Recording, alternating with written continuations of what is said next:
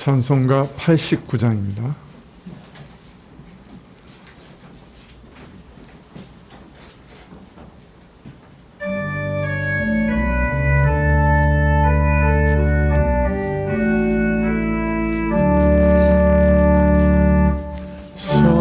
샤론의 꽃 예수 나의 마음에 거룩하고 아름답게 피소서. 자의 생명의 참 사랑의 향기로 감대마다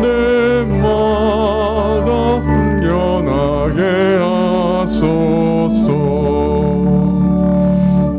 예수 샤론의 꽃 나의 맘의 사랑으로 피소서. 샤론의 꽃 예수 이 세상에서 비교할 수 있으랴. 나의 삶의 참결 같은 은혜와 사랑으로 가득하게 하소서. 예수 샤론의 꽃 나의 맘의 사랑으로 피소서. 샤론의 꽃 예수 모든 질병을 한이 없는 능력으로 고치사 고통하며 근심하는 자에게 크신 힘과 소망 내려주소서. 예수 샤론의 꽃 나의 맘의 사랑으로 피소서. 샤론의 꽃 예수 이리 피소서. 주의 영광이 땅 위에 가득해 전하 만민 주님 앞에 엎드려 경배하며 영광 돌릴 때까지. 예수 샤론의 꽃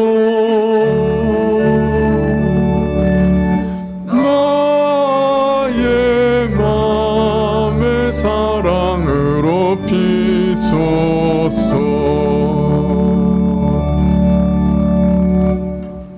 예, 다 같이 묵도 드리심으로 주일날 예배를 하나님 아버지께 드리시겠습니다.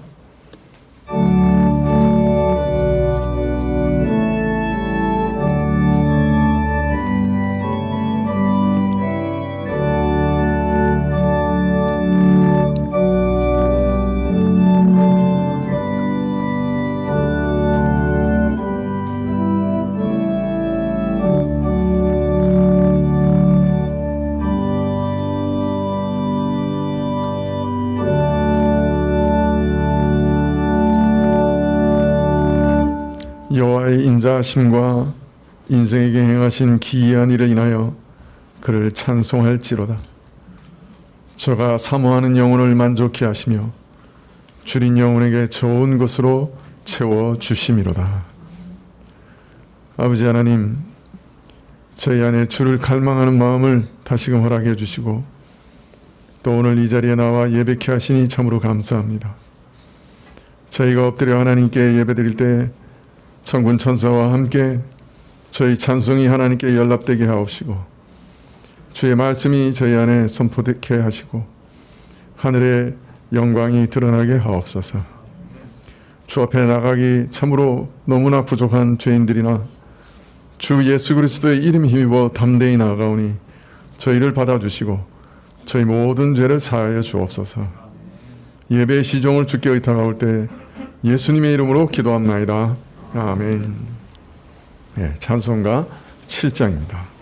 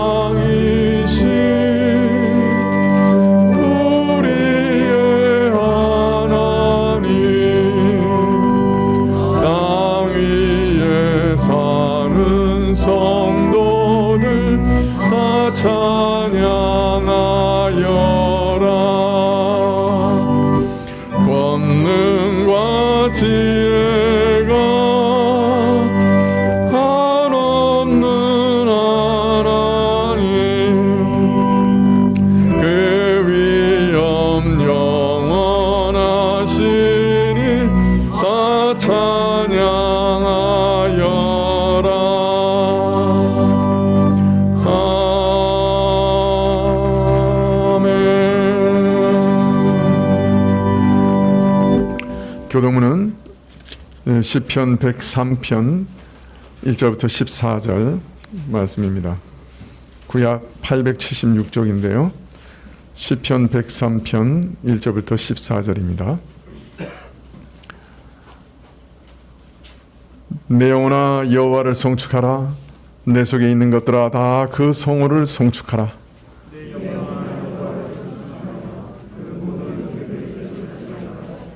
저가 내 모든 죄악을 사하시며 내 모든 병을 고치시며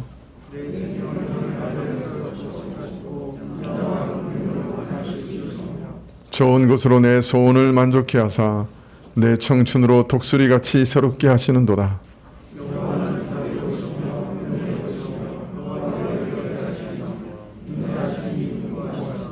항상 경책치 아니하시며 노를 영원히 품지 아니하시리로다.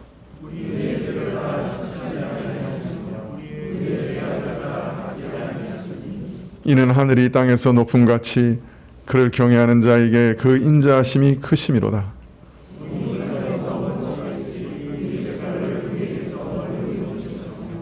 아비가 자식을 불쌍히 여긴같이 여호와께서 자기를 경외하는 자를 불쌍히 여기시나니 이는 저가 우리 체질을 아시며 우리가 진토임을 기억하심이로다. 아멘. 예, 사도신경으로 우리 신앙을 고백드리겠습니다. 전능하사 천지를 만드신 하나님 아버지를 내가 믿사오며 그 외아들 우리 주 예수 그리스도를 믿사오니 이는 성령으로 잉태하사 동정녀 마리아에게 나시고 본디오 빌라도에게 고난을 받으사 십자가에 못 박혀 죽으시고 장사한 지 사흘 만에 죽은 자 가운데서 다시 살아나시며 하늘에 오르사 전능하신 하나님 우편에 앉아 계시다가 저리로서 산자와 죽은 자를 심판하러 오시리라. 성령을 믿사오며 거룩한 공예와 성도가 서로 교통하는 것과 죄를 사하여 주시는 것과 몸이 다시 사는 것과 영원히 사는 것을 믿사옵나이다. 아멘. 찬송 11장입니다.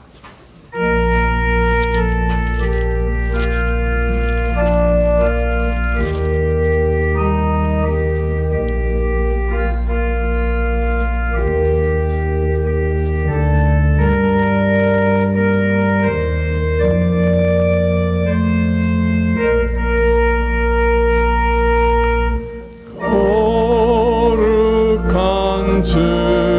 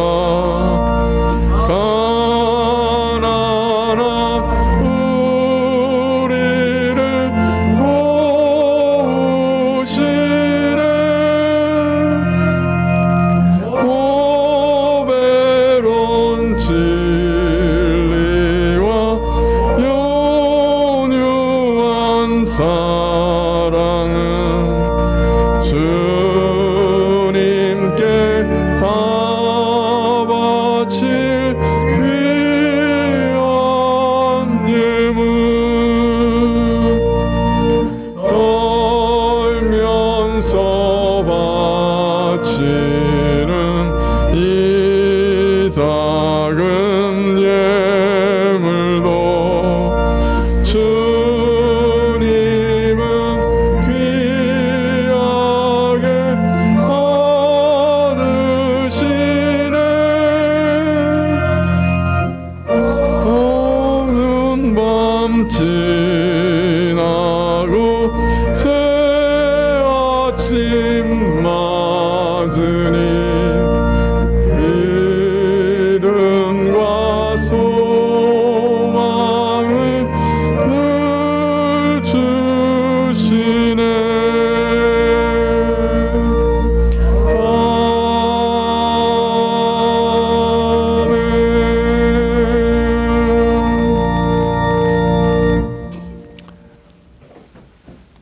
예, 광고 말씀 보시겠습니다. 예, 오늘 오후 예배 시에는 성찬식이 있겠습니다. 점심 식사 시에는 될 수 있으면 가족별로 식사해 주시면 좋겠고요. 3층과 4층도 모두 이용해 주시면 고맙겠습니다. 청년부들이 제일 먼저 식사할 수 있도록 배려해 주십시오. 오후 성경 공부도 시작합니다. 1시에 4층에서 오늘부터 모이겠습니다. 다음 주일 낮 예배 후에 정기 재직회가 있겠습니다. 집사님들 기억해 주시면 좋겠고요.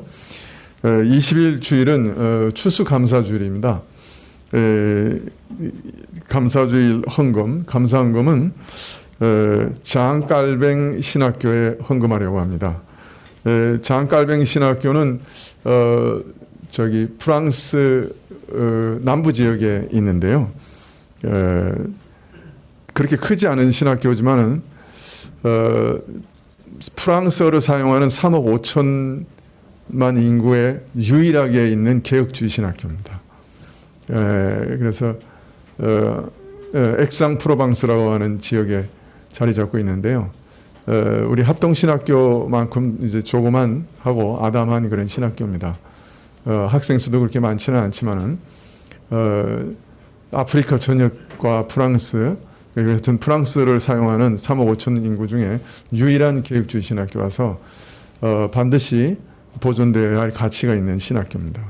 그래서 지금 자금이 모자라서 교수님들을 제대로 채용할 수 없는 그런 어려운 처지에 있어서 저희 합신에서는 합신도 어렵지만 교수님들이 그 학교를 지금 지원하고 있고요. 저희가 헌금한 것 하면 그 헌금도 매월 20만 원씩 이렇게 나눠서 헌금할 예정입니다. 많은 분들이 헌금해 주시면 감사하겠습니다. 예배 마치고 중고등부 학생들은 저 뒤편에서 잠깐 모여주시면 좋겠습니다. 중고등부 학생들은 예배 마치자마자 뒤에서 좀 모여주십시오. 기도하시겠습니다.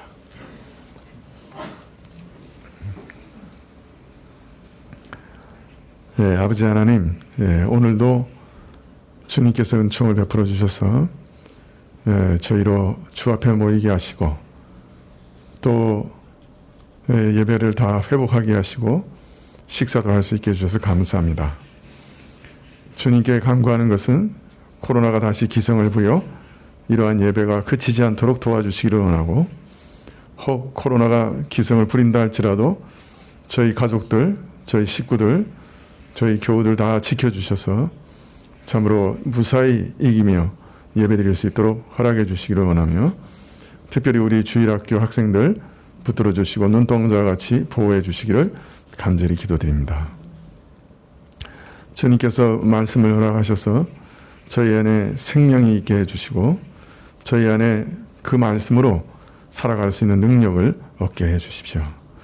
하나님을 무엇보다 참으로 사랑할 수 있도록 도와주시기를 원합니다. 하나님이 누구신지 알게 해주십시오. 하나님의 선하심과 아름다우심, 완벽하심과 전능하심, 그러나 무엇보다 지혜로우신 이러한 성품들을 잘 이해하고 하나님을 인격적으로 만나고 그리해서 하나님을 우리도 사랑할 수 있도록 역사해 주십시오. 하나님께서 저희 가운데 참으로 역사해 주셔서 청년들 하나님께서 특별히 붙들어 주시고 이 참으로 하나님을 반대하고 거스리는 악한 세력들이 참 강하게 역사하는 세대이오니 하나님께서 그 가운데 살아남을 수 있는 기적을, 은총을 베풀어 주시기를 간절히 기도합니다. 또 이 땅에서 무엇을 해야 할지, 무엇으로 또한 삶을 참으로 살아갈지 하나님께 물으면서 대학 입시를 준비하는 학생들이 있사오니 저들을 붙들어 주시고 문을 열어주시고 또 저들을 인도해 주시기를 간절히 기도드립니다. 아버지 하나님, 코로나 기간 동안 또 경제적으로도 위태한 이 나라 가운데서 저희 교우들의 산업을 하나님께서 보호해 주시기를 간절히 기도드립니다. 저희 노년에 있는 모든 분들 건강 지켜주시기를 다시금 기도하고, 또 저희에게 참 주신 것이 다 하나님의 것인 줄 알고 하나님께 대표로 저희 헌물 드리면서 찬양을 받으시고 또 말씀 주시기를 구할 때 예수님의 이름으로 기도합나이다. 아멘. 네. 말씀은 욥기입니다. 욥기 1장 6절부터 12절, 구약 761쪽입니다. 예, 욥기 1장 6절부터 12절입니다. 예, 구약 761쪽입니다.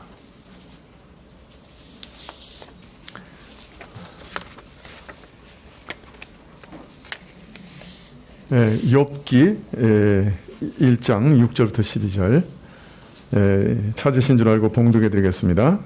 구약 761쪽인데요. 제가 가진 성경은요. 욥기 1장 6절부터 제가 봉독해 드리겠습니다.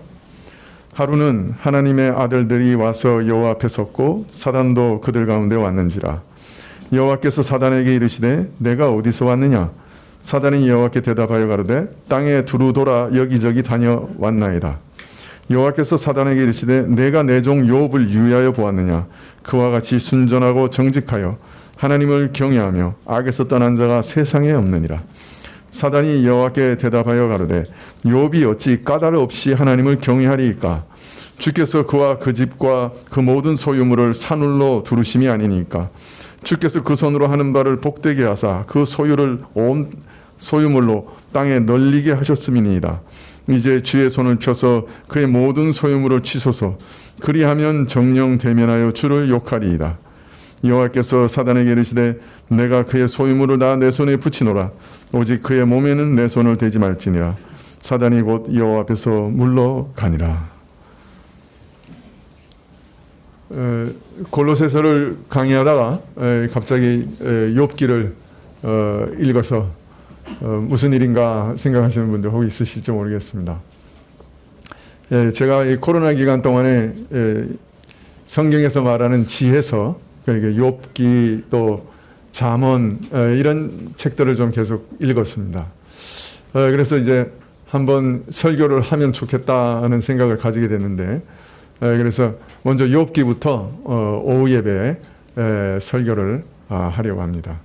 그래서 이번 주하고 다음 주 욥기를 주일 낮에 먼저 강의하면서 이런 방식으로 이제 욥기를 설명하고 강의해 나갈 것을 보여드리려고 합니다. 다른 말로 말하면은 선전하는 거죠. 그래서 오후 예배도 많이 참석하시라고 지금 선전하려고 주일 낮에 욥기를 살펴보려고 합니다. 욥기는 42장이나 되는 아주 거대한 책이기 때문에 아마 자세히는 구절마다 자세히는 설명하기는 좀 어려울 것 같습니다만은 한 번은 읽어봐야 되는 책이라서 이번에 한번 읽어보려고 합니다. 욥기를 보면 먼저 욥에 대한 간략한 설명이 나온 이후에 오늘 말씀에서 읽은 것처럼 바로 천상에서 일어난 일들이 계시되고 있습니다. 1절에 보면 우스 땅에 욥이라는 사람이 있었다고 소개하고 있는데요. 바로 이어서 이 욥은 순전하고 정직하여 하나님을 경외하며 악에서 떠난 자였다. 최고의 칭찬을 아주 이 책머리에 이렇게 딱 못을 박고 있습니다. 욥은 이처럼 경건했고 동시에 대단히 유복한 자였습니다. 자녀들이 10명이나 됐고 가축, 즉 재산과 종이 심히 많았습니다. 영육간에 부유하고 부족함이 없는 자여서 3절에 보면 욥을 가리켜 동방에서 가장 큰 자라 이렇게 기록하고 있습니다. 바로 이어서 욥의 경건을 엿볼 수 있는 한 사례를 기록하고 있는데요. 그것은 자녀들이 서로 화목하여 날마다 돌아가며 청하고 먹고 마시고 우애하였는데, 이런 잔치가 한 차례 지나가면 욥은 자녀의 수대로 번제를 드렸다고 합니다. 그 이유는, 이 속죄의 번제를 드린 이유는 자녀들이 회의해서 마음으로라도 하나님은 능멸했을까 염려해서 이 속죄의 번제를 드렸던 것이죠. 이처럼 욥은 자녀들이 먹고 마시는 자리에서까지 하나님께 범죄했을까 염려하는 경건한 자였고, 더하여 말하기를 이런 삶이 항상 확고하고 흔들리지 않는 생활 방식이었다, 이렇게 소개하고 있습니다. 이처럼 욥을 아주 간략하게 소개한 다음 갑자기 장면이 바뀌어서 오늘 말씀 6절을 보면 하늘로 그 시선이 돌려지고 있습니다. 하루는 하나님의 아들들이 와서 여호와 앞에 섰고 사단도 그들 가운데 왔는지라 여호와께서 사단에게 이르시되 내가 어디서 왔느냐? 사단이 여호와께 대답하여 가로되 땅에 두루 돌아 여기저기 다녀왔나이다. 여기 보면 먼저 하나님의 아들들이라 하는 말이 나옵니다. 이들은 하나님의 명령을 수행하는 영들, 즉 천사들을 의미하지요. 하나님께서 천사들을 다 이렇게 불러 모아서 하나님의 뜻을 시행하시는 이런 모습은 성경의 여러 곳에서 찾아볼 수 있습니다. 그런데 특별히 이렇게 천사들을 다 불러 모아서 회합하시는 일을 예레미야서에서는 여호와의 회의라 이렇게 부르고 있습니다. 여호와께서 이제 회의를 하시는 거죠. 천사들을 불러 모아서. 그래서 예레미야 23장 16절 이하에 보면 이런 말씀이 있는데요. 만군의 여호와께서 이같이 말씀하시되 너희에게 예언하는 선지자들의 말을 듣지 말라. 그들은 너희에게 헛된 것을 가르치나니 그들의 말한 묵시는 자기 마음으로 말미암은 것이요 여호와의 입에서 나온 것이 아니니라. 항상 그들이 나를 멸시하는 자에게 이르기를 너희가 평안하다 하리라 여호와의 말씀이니라 하며 또 자기 마음에 강파한 대로 행하는 모든 사람에게 이르기를 재앙이 너희에게 임하지 아니하리라 하였느니라. 누가 여호와의 회의에 참여하여 그 말을 알아들었으며 누가 귀를 기울여 그 말을 들었느냐. 너희에게 지금 선지자들이 있는데 너희들 그 선지자들 말 전혀 듣지 마라. 그 선지자들 말은 전부 자기 마음속에서 그냥 나온 말일 뿐이다. 그래서 진짜 죽을 자를 죽지 않을 것이라고 얘기하고 멸망할 자에게 평안을 선포하고 있다. 저들은 하나님의 어전회의, 여호와의 회의에 참석한 적이 한 번도 없어. 그렇기 때문에 저 거짓 선지자들 얘기 듣지 마. 이렇게 얘기하고 계시는 거죠. 그러니까 다른 말로 하면 참 선지자의 가장 중요한 핵심 조건이 뭐냐? 바로 이 여호와의 어전회의에 올라가서 그 회의에 참석한 사람이냐 아니냐 하는 그것이라는 거예요.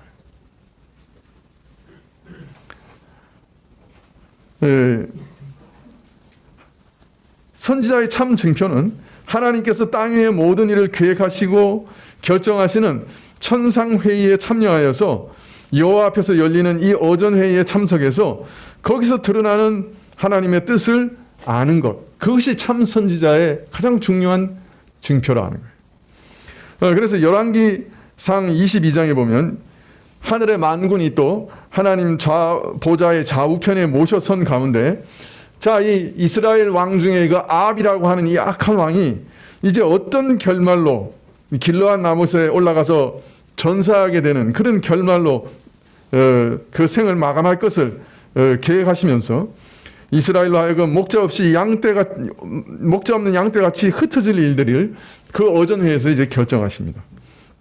그리고 미가야 선지자는 바로 그 어전회에 참석해서 그 결정을 보았다고 증언하고 있지요. 그래서 미가야 선지자는 참 선지자라는 거예요.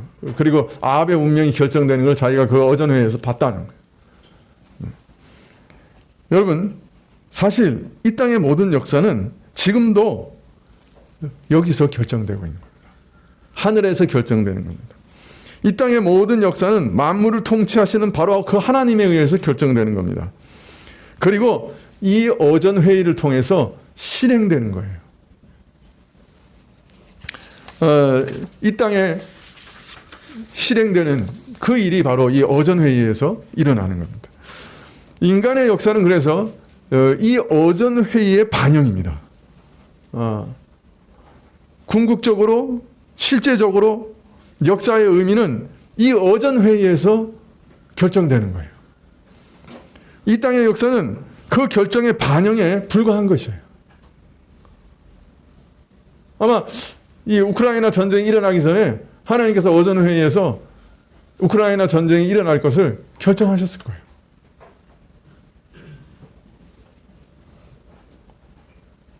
우리는 그 전쟁의 의미를 몰라요. 그러나 오전 회의에서 그 일들이 일어날 것을 결정하신 거예요.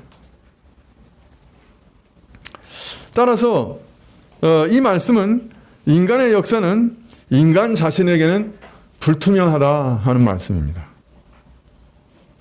그 의미가 인간 자신에게는 드러나지 않아요. 정작 인간 자신이 살아가는 모든 역사와 자기 인생의 의미가 그 살아가는 인간 자신에게는 드러나지 않는 거예요. 오전 회의의 결정을 우리 인간이 알 수 없기 때문에. 또 이처럼 인간 역사가 인간 자신에게 불투명하다는 것은 우리가 이 땅의 역사의 주인이 아니고 자기 인생의 진정한 주체도 아니라는 걸 말합니다. 오직 하나님만이 역사와 우리 모두의 주인이십니다. 우리가 우리 자신의 인생의 의미를 모른다고 하는 말은 내가 내 자신의 내 인생의 주인이 아니라는 얘기고 내 인생의 주인이 따로 계시다는 말이에요. 바로 하나님이 내 인생의 주인이시다는 말입니다. 내가 내 인생의 주인이라고 하면 내가 내 인생의 의미를 다 알 거예요. 내가 왜 이 땅에 태어났는지, 내가 왜 그 학교를 나왔는지, 내가 왜 이 직업을 가지고 있는지, 내가 왜 이 사람하고 살고 있는지 자기가 알 거예요. 그 인생의 의미를. 근데 우리는 그렇게 살아가는데 그게 무슨 의미인지 몰라요. 왜 내가 이런 인생을 살아가고 있는지 내 자신도 몰라요. 그 말은 내가 내 인생의 주인이 아니라는 말이에요. 그 인생의 의미를 모른다는 말이에요. 그 인생의 의미는 하나님이 알고 계신다는 거예요. 하나님만이 나와 역사의 주인이시다 하는 증거가 바로 그것이에요. 자, 그렇다면 여러분은 하나님 앞에서 어떤 자세로 살아가셔야 하겠습니까? 하나님 앞에 나와서 예배드릴 때 어떤 마음의 자세로 그 앞에 엎드려야 되겠어요? 야고보서는 이렇게 얘기하죠. 너가 이 일을 하든지 저 일을 하든지 주의 뜻이면 내가 이 일도 하고 주의 뜻이면 저 일도 하겠다. 주의 뜻이면 살기도 하고 주의 뜻이면 이 일도 하고 주의 뜻이면 저 일도 하겠습니다. 왜? 내가 내 인생의 주인 아니니까. 항상 주님 앞에서 주의 뜻이면 내가 이 일도 하고 주님의 종으로서 살아가야 될 것입니다. 욥기의 저자는 지금 이 땅의 역사가 결정되고 시행되는 이 오전회에서 일어났다는 일을 계시받아서 우리에게 지금 기록으로 알려주고 계시는 거예요. 이 땅의 역사가 결정되는 한순간을 살짝 계시받아서 우리에게 전하고 있습니다. 역사의 의미의 한 부분을 살짝 알려주고 계시는 거죠. 따라서 욥기 기자는 하늘의 신령한 영역에서 일어난 일들을 지금 전하고 있지만 사실 그 내용은 이 땅에 진행되는 역사에 대한 것이에요. 그리고 그 역사의 주인공은 욥이라는 사람입니다. 오늘 주인공은 욥이라는 사람입니다. 자, 그런데 이 하나님의 오전 회의에 사단도 참여했다고 기록하고 있습니다.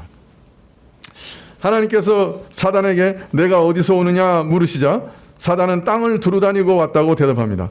천사가 하나님의 일을 땅에 다니며 하듯이 사단도 영적 존재이기 때문에 땅에 이리저리 다니면서 무언가를 해요. 근데 천사는 하나님의 명령으로 신자들을 돌보고 돕는 일을 하죠.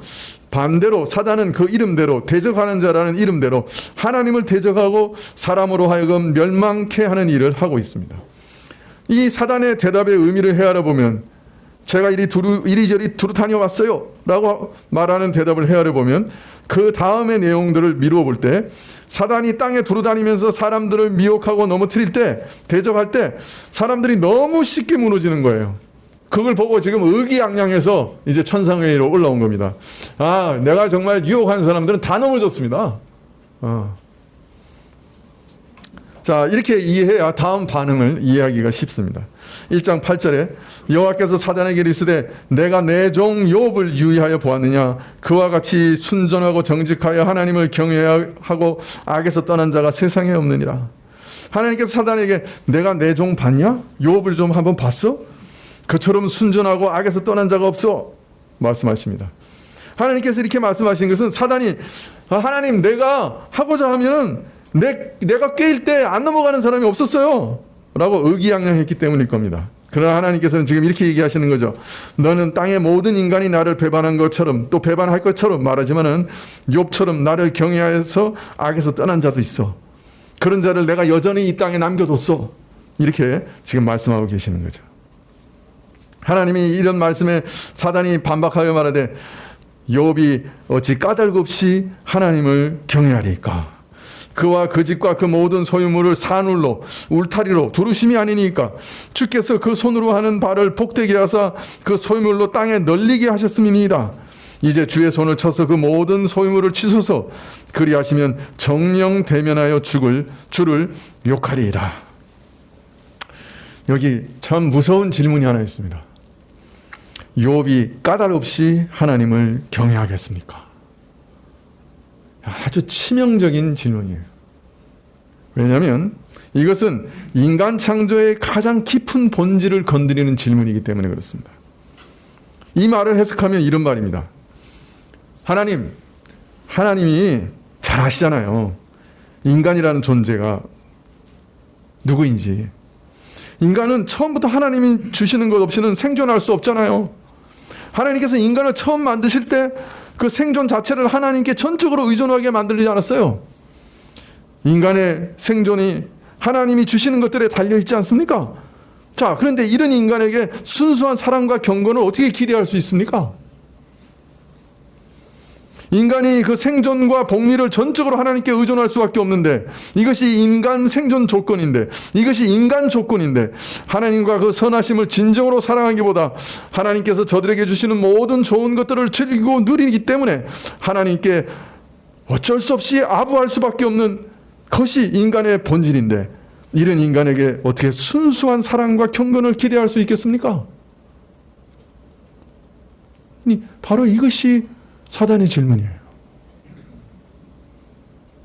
까닭없이 하나님을 욥이 경외하겠습니까? 참 무서운 질문이죠.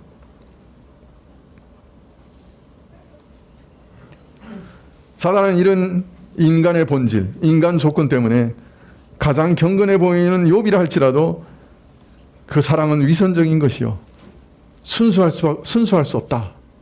이렇게 생각했던 거예요. 확신했던 거예요. 그래서 사단은 하나님이 욥에게 주신 보호와 축복의 장막들을 벗겨낸다고 하면 욥의 감추인 진심이 드러날 것이라고. 아니, 하나님을 향한 모든 인간의 종교심도 믿음도 거짓된 것이 결국 입증되고 말 것이라고 지금 아주 강력하게 주장하고 있는 거예요.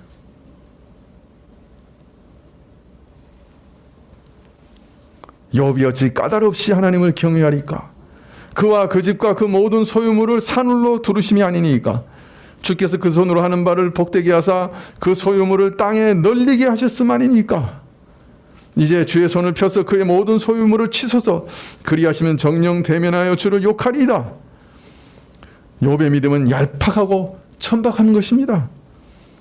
욥이 하나님을 경외하는 것은 하나님께서 그에게 은혜를 베푸신 것이기 때문이니 욥의 믿음은 자신을 돕고 위하는 분을 사랑하는 이기적인 믿음이요 사랑이며 특히 그의 소유와 행복 때문인 것입니다.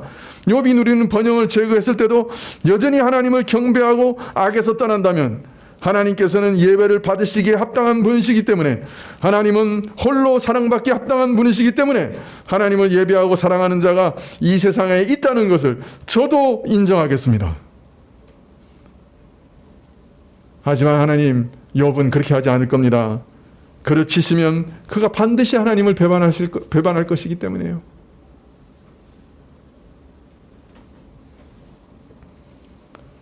여러분, 사단의 이 말을 역으로 하면 어떻게 될까요? 여기 가난하고 경건한 자가 있습니다. 그리고 하나님을 경배하는 사람이 있습니다. 근데 가난한 사람은 왜 여전히 경건을 추구하고 하나님을 경배하죠? 왜? 사단의 말을 따르면 하나님께 매달려서 가난을 탈피하고 좋은 것을 얻어 부유하게 되기 위해서 경건을 추구한다는 거예요. 따라서 가난한 사람이 정령 경건한 사람인지 아닌지 알기 위해서는 어떻게 해야 알 수 있어요? 예? 그를 부자로 만들어 봐야 알 수 있는 거예요. 무슨 말인지 이해가 되시죠? 지금 사단의 논거가 이거예요. 인간 조건을 인간은 탈피할 수 없어요. 그는 먹어야 살고 입어야 살고 살 집이 있어야 되고 필요를 채워줘야 살 수 있는 것, 하나님의 공급하심이 있어야 살 수 있는 자예요. 하나님께 나와서 아부하고 경배하고 예배드리는 거는 그거 얻으려고 나오는 거지, 그거 빼앗아 보세요. 어떻게 반응하는지. 100이면 100 다 넘어져요. 가난한 자들도 하나님께 혹시 더 좋은 거 주실까 해서 나오는 거예요. 부자로 만들어 보세요. 예배 안 나오죠? 놀러 다니죠? 제가 제 손에 장지집니다. 하나님. 원하시면 10손가락 다 지지겠어요? 지금 사단이 이러고 있는 거예요.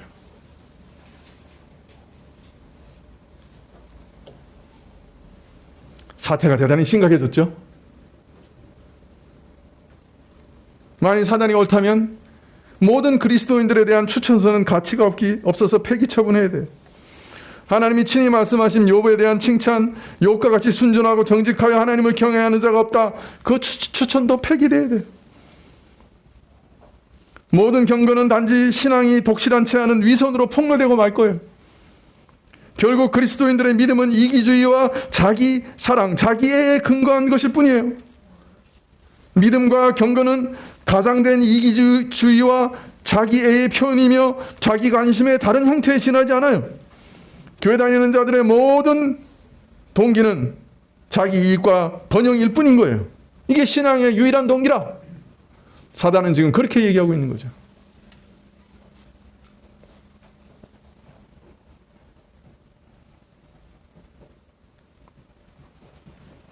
여러분,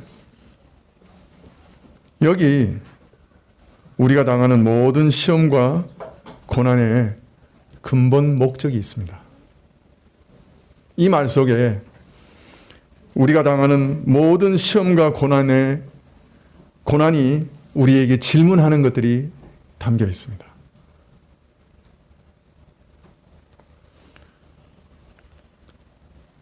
여러분, 먼저 말할 수 있는 것은 우리가 당하는 시험과 고난은 대부분이 우리 죄로 인한 하나님의 징계입니다.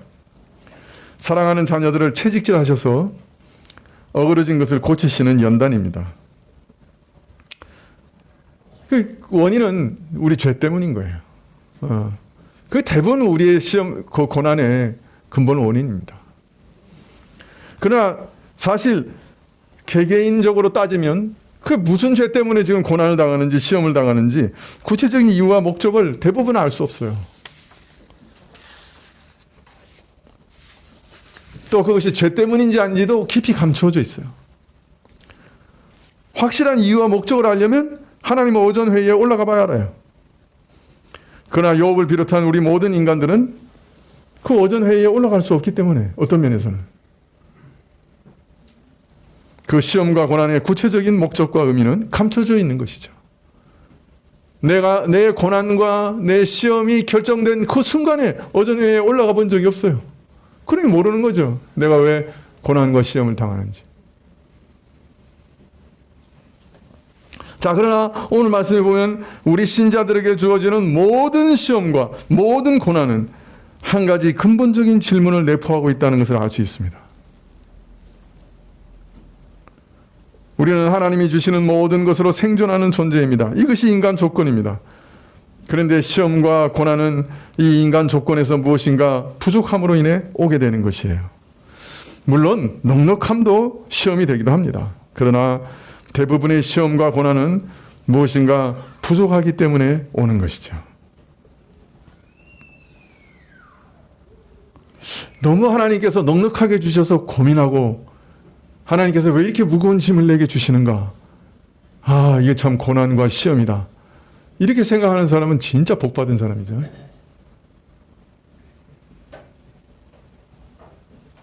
근데 사실은 그것도 시험이에요. 그러나 우리의 대부분의 시험과 고난은 무엇인가 결핍 때문에, 무엇인가 부족하기 때문에 오는 거예요. 하나님께서 이러한 부족함을, 결핍을 우리 신자들에게 허락하시면서 사실은 한 가지를 묻고 계신 거예요. 내가 이런저런 것 없어도 나를 여전히 사랑하느냐? 이런 고난 가운데서도 여전히 믿고 나를 따르려는가? 이런 고통과 환난 가운데서도 나를 경배하려느냐? 이거는 우리에게 주어지는 시험과 고난과 환난이 그 어떤 이유 때문에, 목적 때문에 주어졌는지 모르지만은 그 모든 시험과 환난과 고난의 밑바닥에 깔려있는 질문이에요. 내가 물질이 없어도, 내가 가진 것 잃어버려도, 재산과 명예와 권세가 없어도, 낮아져도, 건강이 없어도, 병들어도, 외톨이가 되어서 상실감을 느끼고 외로워도, 소망이 무너져도, 걱정되고 슬프고 고통스러워도 여전히 나를 사랑하고 경배하겠느냐? 저것보다 나를 더 사랑하느냐? 나를 저버리지 않고 그래도 믿고 신뢰하고 따르겠느냐? 질문하시는 거예요. 이것이 모든 시험과 고난과 환난의 밑바닥에 있는 궁극적인 질문이에요.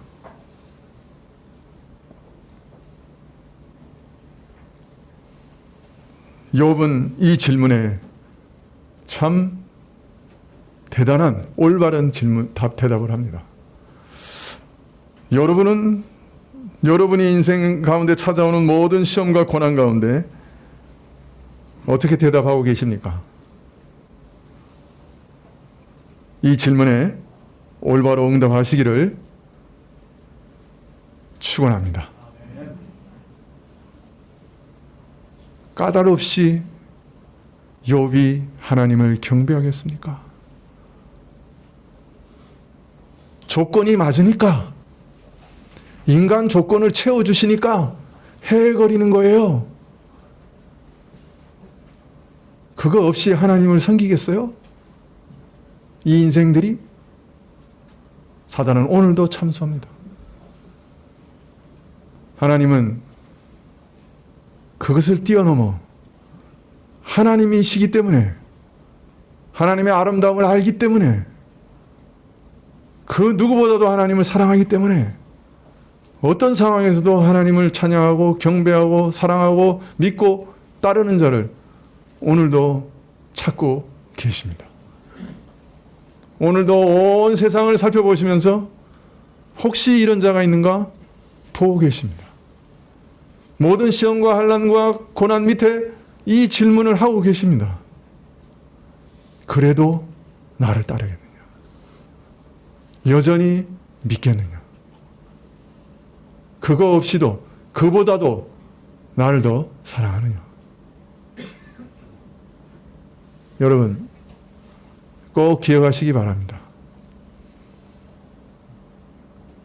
우리 삶에 다가오는 가장 근본적인 질문입니다. 그리고 이 질문에 올바로 대답하는 것이 우리가 하나님께 그 무엇을 해드리는 것보다 하나님을 더 기쁘시게 하고 하나님께 영광 돌리는 일이 될 줄 믿습니다.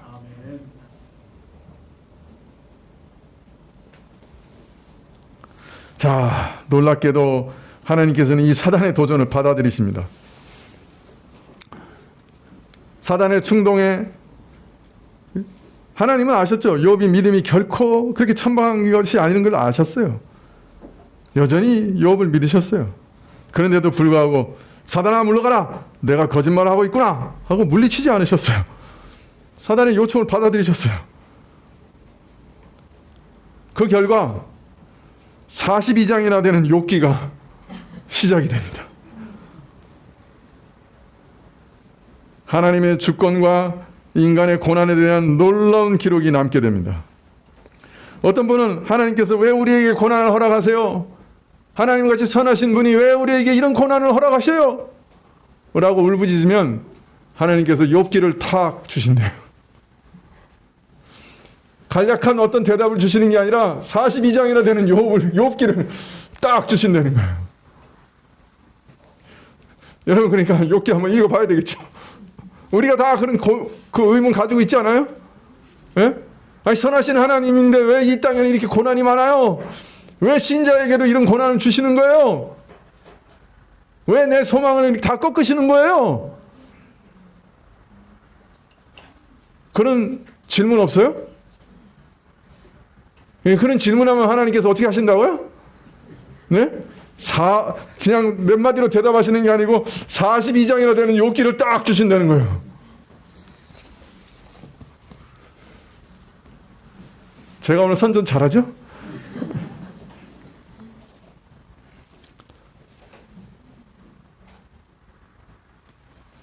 여호와께서 사단에게 이르시되 내가 그의 소유물을 다 내 손에 붙이노라. 오직 그의 몸에 내 손을 대지 말지니라. 사단이 곧 여호와 앞에서 물러가니라. 예, 이로써 욥의 믿음의 뿌리를 확인하는 처절한 시험이 시작됩니다. 욥의 영혼을 무너뜨리려고 하는 사단의 요구를 하나님이 허락하심으로 처절한 시험이 시작된 것이죠. 그런데 이 시험과 고난은 참 이상한 시험이에요. 하나님께서 욥의 믿음을 책망하셔서가 아니라 그의 믿음을 보증하시기 때문에 시작된 시험이에요. 그죠? 이거 참 이상한 시험이라. 여러분, 그런데 우리는 이 말씀에서 이런 이상한 고난도 성도에게 임한다고 하는 것을 알 수 있습니다. 죄를 책망하셔서 처벌하시거나 징계하셔서 새롭게 하시려는 그런 연단이 아닌 다른 뜻에서 하나님께서 우리에게 시험과 고난을 허락하실 수 있다는 거예요. 하나님의 아주 신비한 계획 가운데서 우리 죄와 상관없는 고난들도 우리에게 허락하실 수 있다고 하는 것을 우리는 이 말씀 속에서 또 알 수 있습니다. 우리가 당하는 고난은 대부분 우리 죄로 인한 징계인 것이 사실입니다. 성도의 고난 중에는 이런 고난도 그러나 있음을 우리가 또한 깨닫게 되는 것이죠. 하나님의 어떤 깊은 뜻에서 마귀로 우리를 시험하게 허락하시는 이런 이상한 고난도 겪을 수 있다는 것을 우리는 알아야 하는 것이죠. 이로써 욥은 사단에 의해 가장 처절하고 혹독한 시험을 받기 시작합니다. 이 시험이 어떤 과정을 거쳐 어떤 결말을 초래하는지 앞으로 욥기를 통해 배우게 될 것입니다. 마지막으로 한 가지만 더 말씀드리고 싶은 것은 사실 우리는 지금 이 순간에도 하나님 어전에 나와 있어요. 이 사실을 여러분께 꼭 상기시켜드리고 싶어요. 예수님께서 십자가에서 죽으실 때 지성소의 휘장이 위에서부터 아래로 쫙 찢어졌습니다. 그것은 그리스도의 대속의 은혜를 통해서 우리가 이제 지성소에 마음껏 들어갈 수 있다. 지성소에 들어갈 담력을 얻었다는 말입니다. 이 땅의 지성소가 아니라 하늘의 어전회의가 열리는 하늘의 지성소에 들어갈 은혜를 얻었다는 거예요. 우리가 여러분 기도할 때 우리가 하늘에 계신 아버지라고 부르며 하나님 앞에서 기도를 시작할 때 우리는 바로 이 하늘의 지성소, 하나님의 어전회의에 참여하는 겁니다. 거기서 이 땅에 일어나는 모든 일들에 대한 하나님의 뜻을 듣고 우리의 소원과 의견을 아뢰고 하나님의 허락하심을 받는 거예요. 하나님, 제가 이 땅에서 이런 일을 겪고 있습니다. 하나님 도와주십시오. 하나님의 어전회의에서 말하는 거예요. 하나님께서 우리의 탄원을 들으시고 또 하나님의 결정을 내리시고 또 하나님께서 천군 천사를 보내서 이 일을 시작하시는 거예요. 이것이 우리의 기도입니다. 우리의 기도는 하나님의 존전에서 하나님의 어전회의에 참석해서 우리 말을 하는 겁니다. 얼마나 놀랍습니까? 여러분, 또 우리가 지금 드리는 예배도 사실 하나님의 어전에서 하나님 앞에서 드리는 것입니다. 우리가 마음을 모아 찬양할 때 우리는 하늘의 천군 천사들과 함께 하나님의 어떠하심을 높이고 함께 경배드리고 함께 우리의 사랑을 고백하는 겁니다. 그리고 말씀을 통해 하늘의 결정사항들을 듣고 있는 겁니다. 사람으로서는 알 도리가 없고 접근할 수 없는 하늘의 일들, 하늘의 결정사항들을 이 말씀을 통해 듣게 되는 거예요. 오늘 우리가 하나 알았죠? 우리 인생의 모든 일들이 하늘의 오전회에서 결정되는구나. 이 하늘의 비밀 아무도 몰라요. 이 세상 사람들은. 그런데 오늘 우리는 이 말씀을 통해서 깨닫게 되는 거죠. 아, 하나님께서 그 오전회를 통해서 중요한 일들을 결정하시고 실행하고 계시는구나. 깨닫게 되는 거죠. 오늘 이 설교를 통해 하늘의 오전회의 결과를 듣고 있고 비밀을 아는 겁니다. 하나님께서 사람을 사랑하신 일, 그리고 태초 이전부터 아들을 우리 위해 보내실 것을 결정하신 일, 그 아들이 오실 것을 선지자들을 보내 미리 알리시고 그 길을 예비하신 일, 그리고 아들을 보내사 참으로 위험한 처지에 있는 죄인들을 위해 십자가 부활을 통해 구원을 이루신 일, 이 아들을 믿는 자들에게 요구하시는 모든 선한 일들, 그리고 이 믿는 자들의 수가 채워질 때 이 우주의 역사가 마감된 그 모든 계획, 그리고 오늘을 사는 우리들에게 주께서 주의 뜻을 알리시는 수많은 말씀들, 이 예배 시간의 말씀을 통해 듣게 되는 겁니다. 하나님의 오전회의에서 결정된 상황을, 그 비밀을 오늘 설교를 통해 듣게 되는 거예요. 사람들은 결코 알 수 없는 하늘의 비밀을 듣는 것이죠. 만일 이 예배 시간에 전해지는 말씀이 이런 하늘의 비밀을 알리고 하나님의 뜻을 대언하는 것이 아니라고 하면 사실 그건 아무 가치가 없습니다. 사람의 처세술, 사람이 어떻게 살아가는 것이 좋다, 그거 아무 소용없어요. 사실 하늘의 비밀, 하늘이 열려 하나님께서 우리에게 계시하신 비밀이 이 말씀 가운데 전해지지 않는다고 하면 아무 가치가 없는 겁니다. 여러분들께서 계속 기도해 주시기 바랍니다. 이 강단에서 하늘이 열려 하늘의 비밀이 계속 전해질 수 있도록, 그리고 욥기를 무사히 잘 강의할 수 있도록 위해서 기도해 주십시오. 다음 주까지 오전 낮 예배 때 욥기 강의하고 바로 오후 예배부터 계속해서 욥기를 강의하겠습니다. 기도하시겠습니다.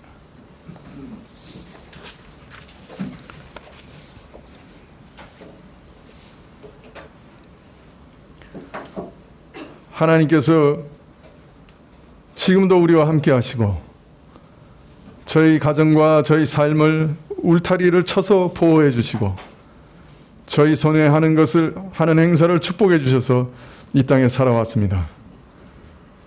하나님의 만드신 것을 불쌍히 여기시고 우리에게 선의를 가지시고 우리의 모든 필요와 조건을 채워오셨습니다. 하나님을 찬양합니다. 하나님 앞으로도 채워주시옵소서. 저희 삶을 울타리로 둘러 진쳐 보호하여 주시옵소서. 저희 손에서 하는 행사를 복 주시옵소서. 그러나 혹 그리 아니하실지라도 저희 마음에 하나님을 사랑하며 하나님을 찬양하는 일을 그치지 않게 해주십시오. 혹 그런 것이 없어도 하나님이 나를 사랑하시는 것이 변경되거나 그 사랑이 끊어진 것이 아님을 확신하게 하여 주시옵소서. 오늘이나 내일이나 과거의 어떤 일도 우리를 하나님의 사랑에서 끊을 수 없음을 믿게 하여 주십고 하나님을 그래서 영원토록 찬양하게 하옵소서. 예수님의 이름으로 기도합나이다. 아멘.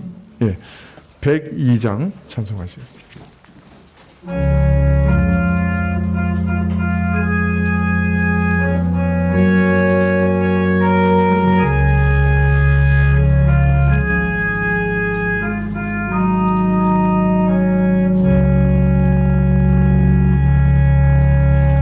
주 예수보다 더 귀 귀한 것은 없네.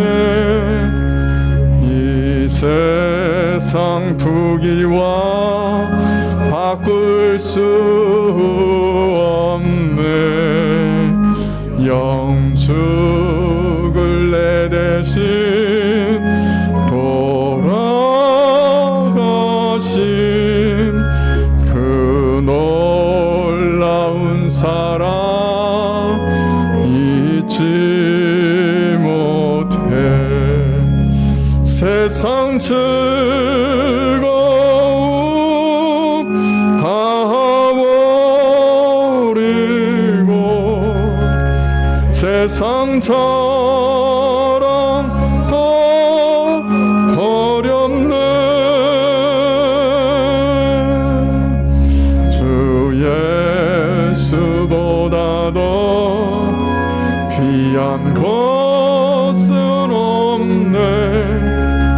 예수 밖에는 없네. 주 예수보다 더 귀한 것은 없네.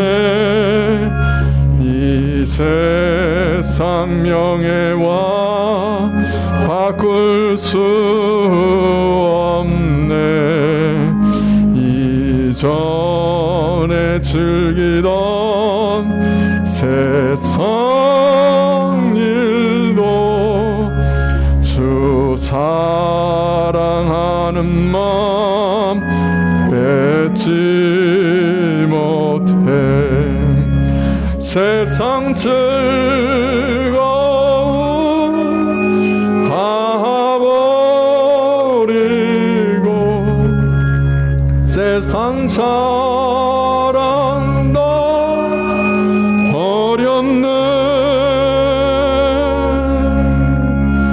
주 예수보다 더 귀한 것은 없네. 예수 밖에는 없네. 주 예수보다 더 귀한 것은 없네. 이 세상 행복과 바꿀 수 없네. 유혹과 핍박이 몰려와도 주 섬기는 내 마음 변치 못해. 세상 즐거움 다 버리고 세상 자랑 다 버렸네. 주 예수보다 더 귀한 것은 없네. 예수 밖에는 없네.